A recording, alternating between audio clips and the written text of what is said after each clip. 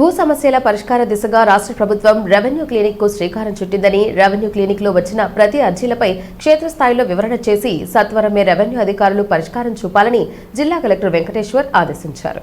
గురువారం స్థానిక కలెక్టరేట్లోని ప్రజా సమస్యల పరిష్కార వేదికలో ఏర్పాటు చేసిన చంద్రగిరి నియోజకవర్గ పరిధి సమస్యల పరిష్కారానికి రెవెన్యూ క్లినిక్ కార్యక్రమాన్ని ఇన్ఛార్జ్ జాయింట్ కలెక్టర్, నగరపాలక సంస్థ కమిషనర్ మౌర్య, జిల్లా కలెక్టర్ నిర్వహించారు.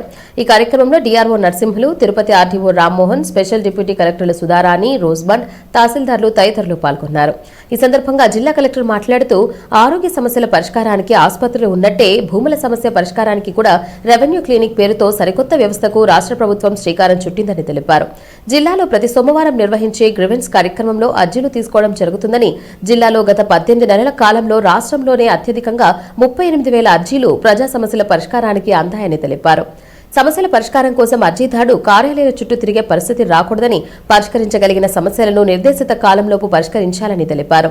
రెవెన్యూ క్లినిక్ కు ఒకసారి అర్జీ అందితే పరిష్కరించగలిగిన అర్జీని పరిష్కరించాలని, సిబ్బంది పరిష్కరించకపోవడం కారణంగా మరోసారి రెవెన్యూ క్లినిక్ కు అదే అర్జీ వస్తే సదరు సిబ్బందిపై చర్యలు తీసుకోవడం జరుగుతుందని హెచ్చరించారు.